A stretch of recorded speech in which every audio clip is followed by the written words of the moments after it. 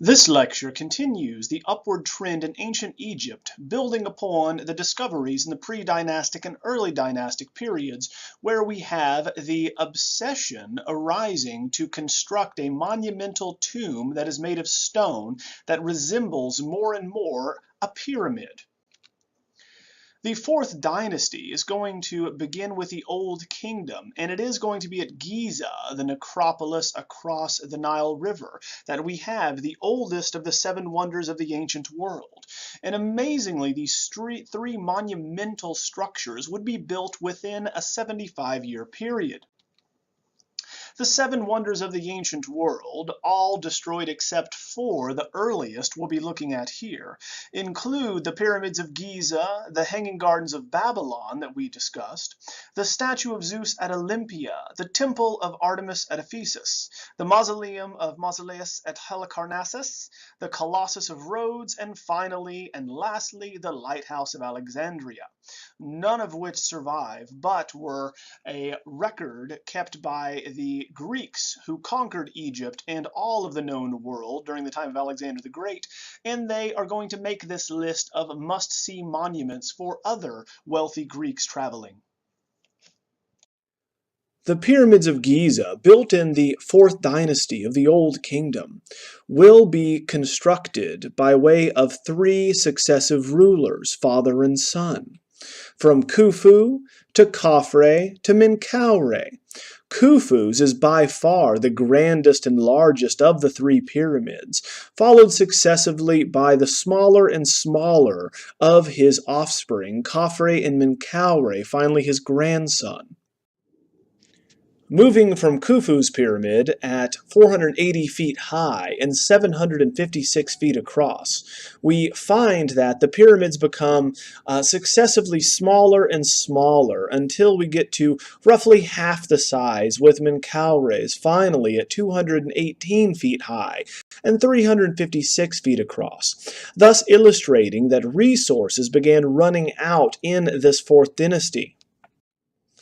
Now, if we look at Imhotep's stepped pyramid built for King Djoser at Saqqara, we see the impetus for and desire to perfect a true pyramid shape. But the question, of course, should be, why were they so obsessed with this shape?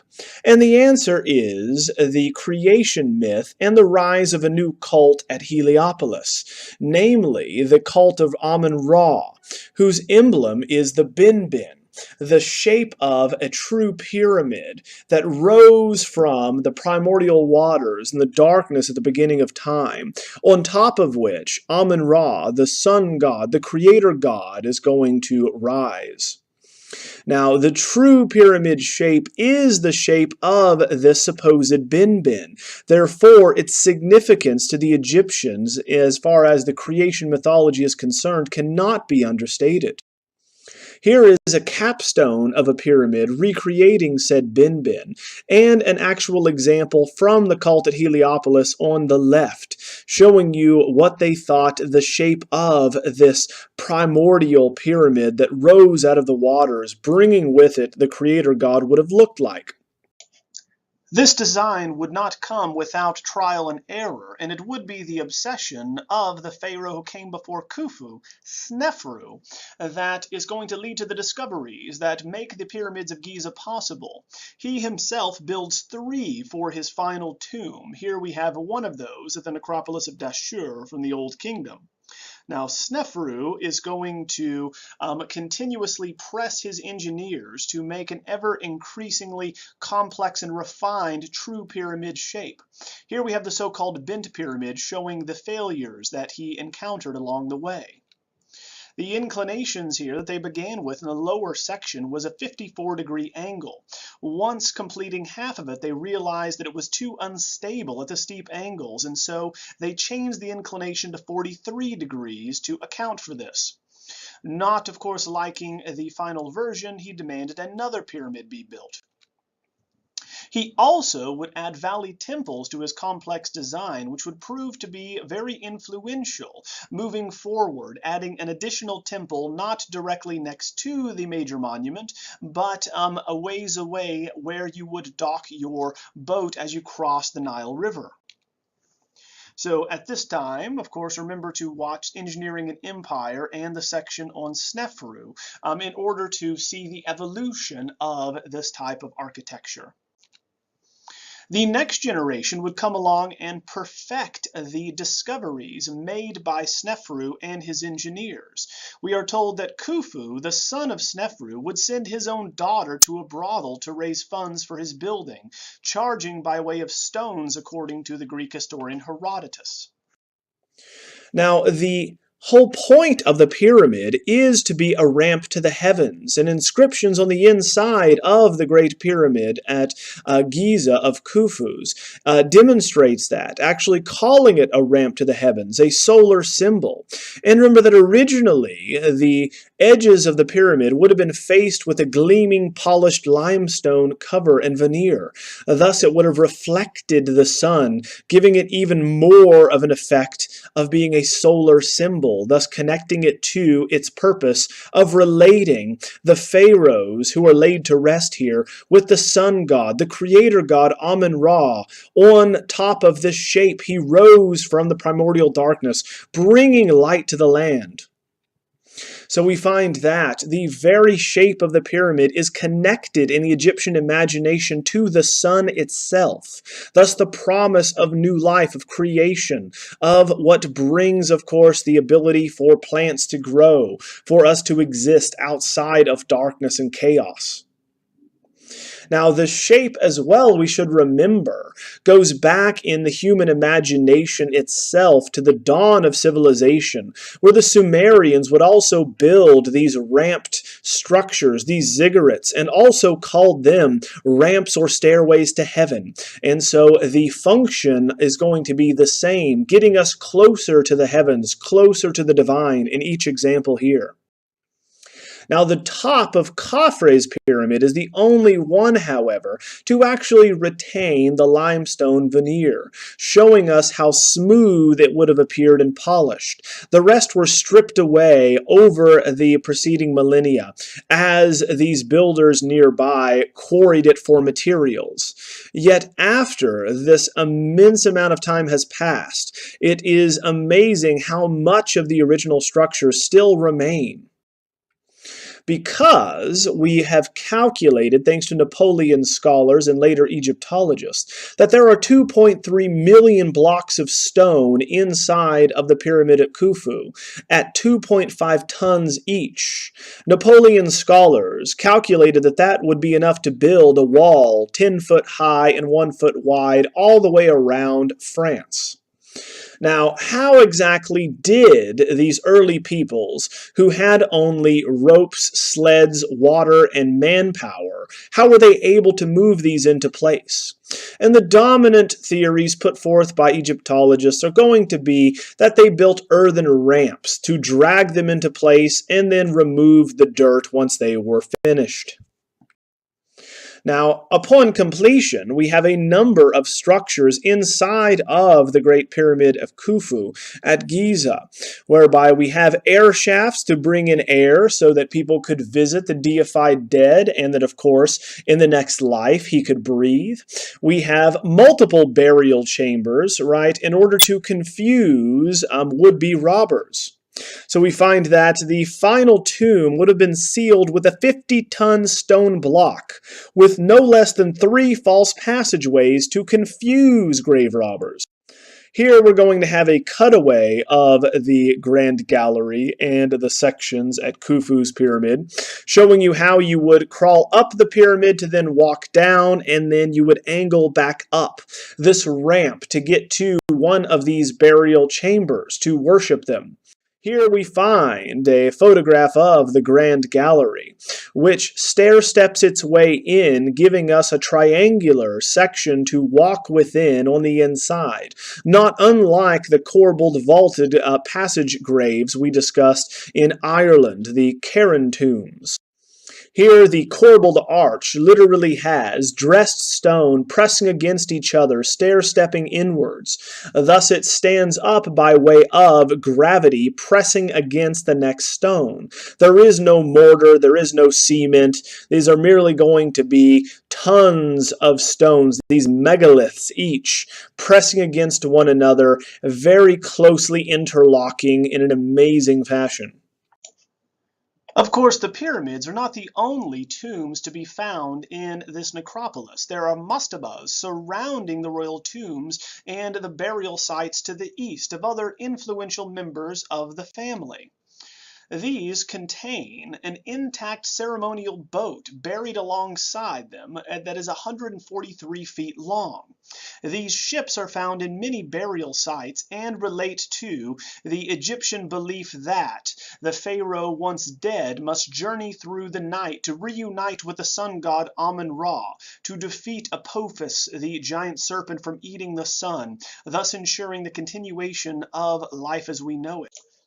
The so-called night journey that the pharaoh must undertake is going to require that he pass through 12 gates, greeting the dead and the afterlife, and battling the serpent Apophis, to be reborn as Amun-Ra and the sun itself.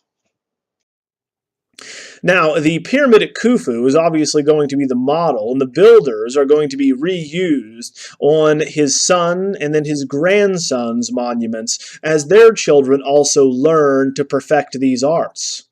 Khafre's is going to be the pyramid which comes next, and you'll notice that they all are going to be on the west bank of the Nile River, thus showing that we have crossed over to the land of the dead in this necropolis. All of these gleaming monuments would have caught the light in the sun, would have been visible as well from the city across the river in Giza, thus reinforcing this notion of resurrection, of the sun coming up. And we notice there are a number of temples. We, of course, would generally visit the Valley Temple most often, getting off of a boat from the Nile River, crossing over from the land of the living, and then leaving offerings at the Valley Temple. We then have a covered causeway, allowing us to walk from the Valley Temple all the way to the Mortuary Temple, which is generally reserved for high priests and those that would also leave offerings and pray to the deified pharaohs. All of this, we must remember, connects the pyramids to sun worship and the god Amun-Ra. We see that as well in the largest sculpture from the ancient world in front of Khafre's pyramid, the so-called In fact, the Great Sphinx in the funerary complex of Khafre is the largest stone statue from the ancient world, and comes from the Greek term for the Egyptian shep-ankh, or living image, hence Sphinx, that we have here, made up of the body of a lion and the head of a man. Now, the image that we have here on the face of the Sphinx is going to bear a Nemes headdress and the standard attire of a pharaoh. Now, the Nemes headdress is actually a linen head wrap meant to make the pharaoh look like a cobra, hence the association of the cobra goddess that we discussed last time. Now, this cobra goddess will eventually, in the New Kingdom, seen here on the left, be added to the pharaoh's headdress as an actual cobra. Now, sphinxes, which means that we have the body of a lion, the king of the jungle, and the example that kings would associate themselves with as being great warriors and hunters, going back to the dawn of civilization, would often be accompanied by a human's head in ancient Egypt. These were benevolent creatures on the side of justice and good for the ancient Egyptians, opposite the understanding of the ancient Greeks. Now you find that sphinxes, we know, are closely associated with Amun-Ra, the sun god, the creator god, whose shape we see in the very pyramids behind them. Only Amun-Ra's sphinxes would often have a lion's body and a ram's head. Regardless, this shows the close association that the pharaohs wish to cultivate between themselves and the sun god, the creator god. Now, in front of the pyramid, the association is very difficult to overlook, as would be the temple in front front of the Great Sphinx, the Valley Temple that people would come to worship the deified Khafre at. And we have a best surviving example in his, not in Khufu's or Menkaure. For the best surviving temple includes a serdab, the central room where we would have had an effigy of the deceased pharaoh to worship. The sides of the temple remain in the traditional post and lintel system, whereby the dressed stone will have vertical posts holding up horizontal lintels, showing you here how we can make an entire interior structure out of this rather early primitive beginnings of architecture. Now we find that the temple would have had enough room for priests and other visitors to the deified pharaoh to come and visit, to look upon his visage as they offered meat and beer and praying to him. That's why this statue for his Ka would have been located in the serdab as in all the valley temples, to ensure if the pharaoh's mummy would have been destroyed for whatever reason, that the Ka, the spirit, would have had a place to live on in the likeness of the pharaoh, as permanent and as long-lasting as the pyramids themselves. That example here is going to be found in the seated statue of Khafre, establishing the seated type for male portraits in ancient Egypt, where in a statue of diorite, which is 5 feet 5 inches tall, over life size, we have a rather rigid, permanent, and immobile image of the pharaoh carved of this bluish, hard stone with a bird behind his head. He is seated on a lion throne, thus again associating him with lions, sphinxes, and Amun-Ra. The sides of the lion throne are going to include intertwined lotus and papyrus plants, thus again communicating the unified rule, much like the Palette of Narmer, with the two intertwined felines. And these two types of plants only grow in the different regions of Egypt, therefore further emphasizing this unification.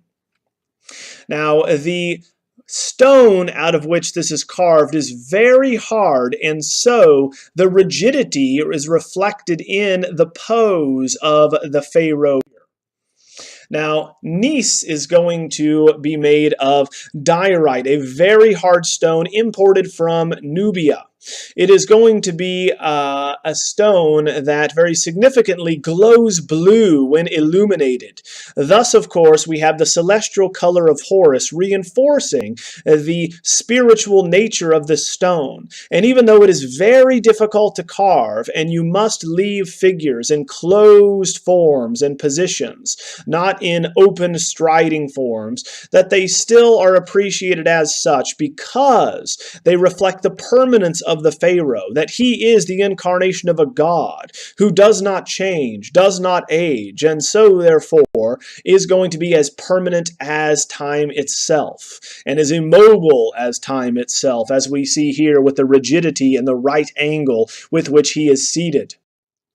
Now, behind him, showing that the pharaoh is as rigid and as permanent as stone, we have the god himself, Horus, the falcon, behind the head of the pharaoh, showing that he is in fact the incarnation of this god, that he is going to be driven by this god and is merely a fleshly being at this point who will transition at his death to the next phase of his life. Now here we have the Nimi's headdress and the uraeus cobra of kingship, which of course is the linen headdress running down the side of his face, thus making him look like the venomous cobra in Africa, and of course making him look all the more fearsome and ruling over the Wadjet area of Egypt to worship the cobra goddess. Now, would the pharaoh in the Great Sphinx have had a false beard? Many have suggested as such. We are not sure, but we know that pharaohs did wear a ceremonial strap-on beard in order to emphasize their masculinity and divinity. Now here we have a good example of idealism, in which we are removing all of the flaws from the figure. We are going to be taking roughly what the pharaoh may have looked like, but we do not see any blemishes, imperfections, lines, wrinkles. Everything has been removed from this pharaoh, who would have been mature by the time this sculpture was made. In addition, we find a perfect physique with, of course, very muscular appendages. And once again, we have a V shape to the torso, all perfectly aligned to show the perfect understanding of a god in human form for the Egyptians. Now, the Egyptians, like many cultures, defined beauty by way of symmetry. The Greeks will be the next civilization to pick up this idea. Here we have bilateral symmetry, where each side is nearly identical to the other. Hence, the beauty of the figure and the perfection of it is going to be tied to this notion that, like a butterfly or an insect, it is the same on either side. There are various forms of symmetry, bilateral symmetry still being one today that we use to indicate perfection and/or beauty in models. So if we overlay the other side, you can now see how similar both of them are, and how we would have had almost an identical figure had we overlaid them. The third and last pharaoh that makes up the trilogy here of Great Pyramids at Giza is going to be Menkaure, and we find another important statue for the standing type in front of the smallest pyramid of the pharaoh with the shortest reign, showing us that the funds are running out and are going to have been exhausted to create these monumental structures to the deified dead. Here, in Menkaure and Queen Khamene'tep II, we have the pharaoh and his primary wife, the queen, shown in a couple's portrait and a standing type. In it, we find that the masculine figure, the pharaoh, being the incarnation of a god, is going to be shown much more rigidly than his wife because he is higher on the social ladder. He is, by rite and iconographic convention, more religious and more spiritual in his image. So we find that standing, his fists are rigidly at his sides, his left foot is forward, his right foot is back. He stands upright, staring outward, whereas his wife is slightly behind him, slightly shorter than him, with her right hand tucked around his waist and her left hand caressing his left bicep. We find that he wears a kilt and no shirt and no shoes, along with the Nimi's headdress and false beard, whereas the queen wears a long dress down to her ankles, with her hair imitating and mimicking that of her husband, showing that they are similar. Now, if we look at the figures from the side, we can see the remnants of the paint that would have decorated them previously before it was weathered over time.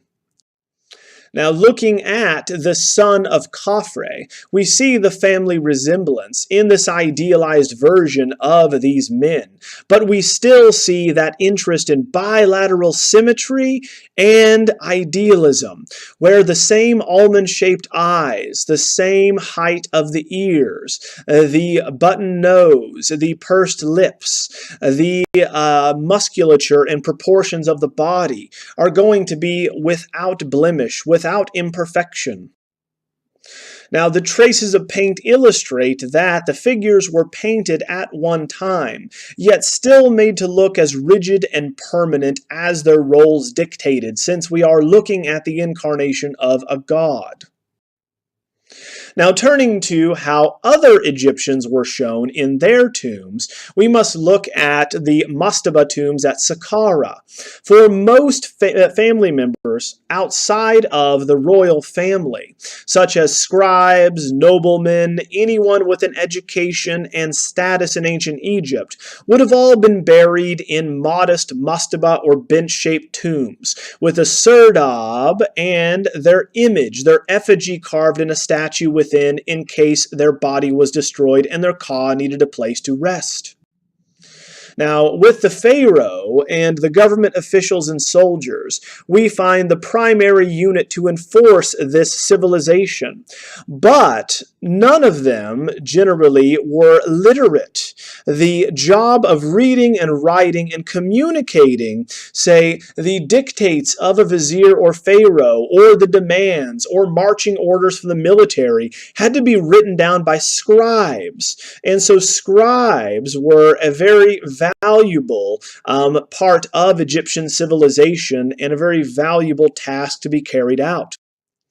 Here we have a seated scribe at Saqqara, which has survived as an excellent example of a naturalistic polychrome statue.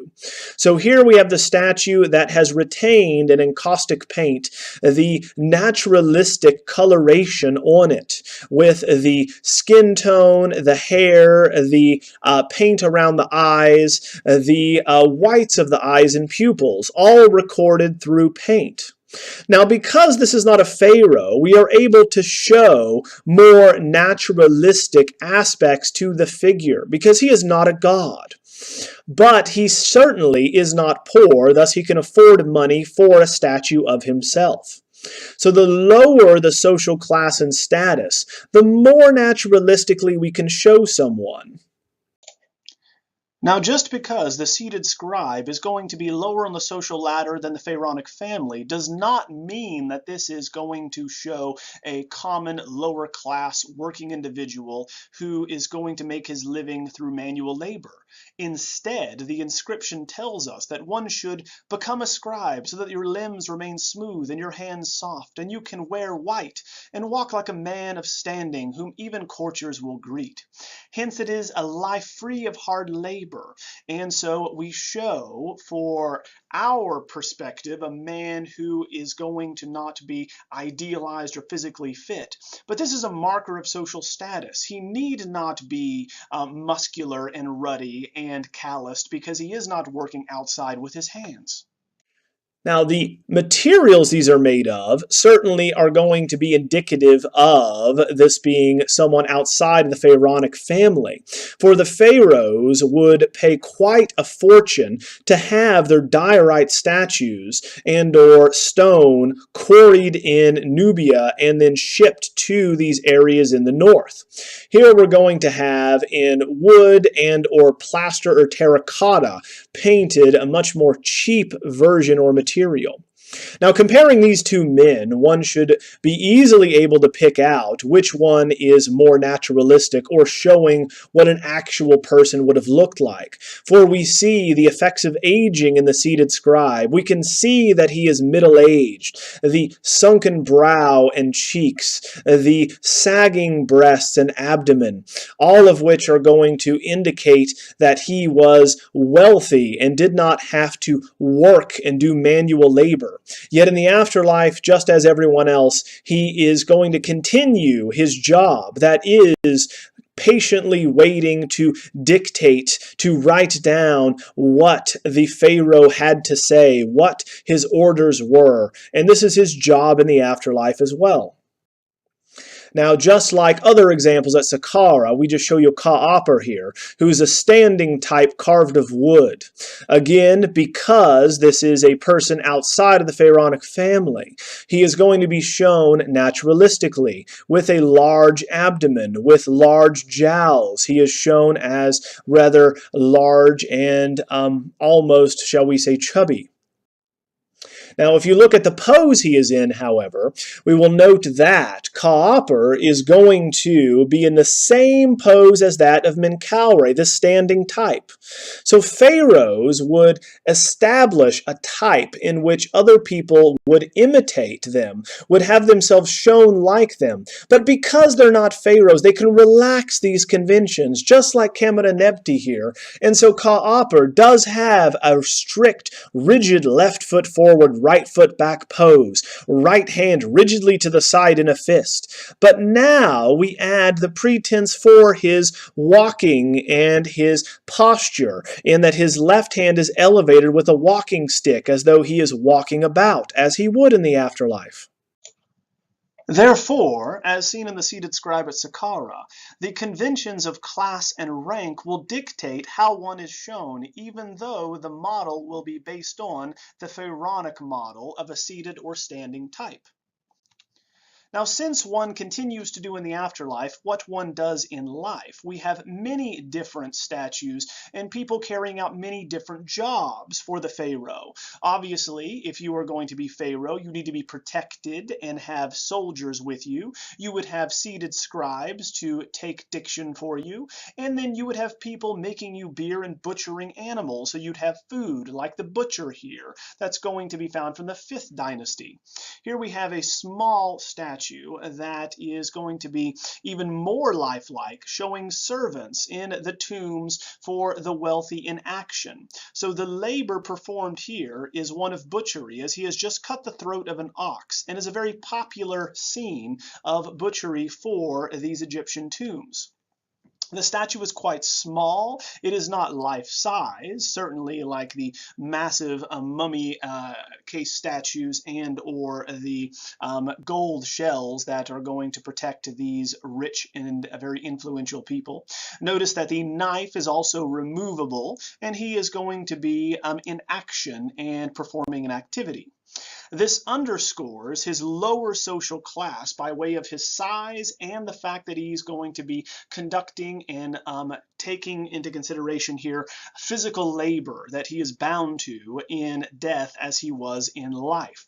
Just as the seated scribe is merely seated here, awaiting for instructions and what to write down for his master. Now, turning to the decoration inside of these mastaba tombs at Saqqara, we give you a standard scene, most relating to hunting and warfare. Here we have the tomb of a 5th dynasty official, showing one of the two famous examples in Egyptian tombs, in this case hunting. Now, in all tombs, you would generally have workmen coming in, adding layers of limestone to the side that would then be carved and painted to show what happens in the afterlife. And what one does in the afterlife is meant to reflect what one does in this life. So, T would have been involved in ritualistic hunts annually, especially hippopotamus hunts. And so we see him continuing that in the afterlife. Here we find that T is going to be twice the size of his servants on another boat entirely. He is immobile and still and unnaturalistic. So note even here, the further down the social ladder we go, the more relaxed figures become until we see these nude servants of T here off to the right on the boat, much more actively and naturalistically engaged in a hunt, stabbing these hippopotami. Now we must remember that hippopotami are going to be the incarnation of Seth, for it was Seth that killed Osiris. It was a hippopotamus that killed the first king of Egypt, and so ritualistically killing them is expected annually. Now here we have the conventional canon and the answer to the question, how did the Egyptians consistently show the same proportions for 3,000 years? Here is the answer to that. We find that they would, as part of the process of engraving and carving and painting these images, draw a grid on the wall and then count out the number of grid squares high and wide different body parts were, such as the head, for instance, being 4 grids high, and or a foot being 4 across. This is how we can consistently show figures with the arms, head, and legs in profile, with the eyes and chest in a frontal view. Leftover and unfinished stelae, such as the one seen here from the 12th dynasty, reveal this type of grid that is used to continue this canon of proportions all the way through from the Old to the New Kingdom, and seemingly ensuring a consistent style and set of ratios. Here at T watching hippopotamus hunt, we also must remember there is a metaphor, for hunting is a metaphor for the triumph of good over evil, as Horus will hunt down Seth, who is going to be represented here by hippopotami. And also the same word for to stab, as the servants here are going to be stabbing at crocodiles and hippopotami, is the same word in Egyptian for sexual renewal or to penetrate. So there is always this notion of justice and of regeneration in these tombs and the promise of new life. Next time, we will continue on and look at what happens in the Middle Kingdom with the financial and military difficulties faced by pharaohs there, and the revival in the early New Kingdom with the first female pharaoh as well.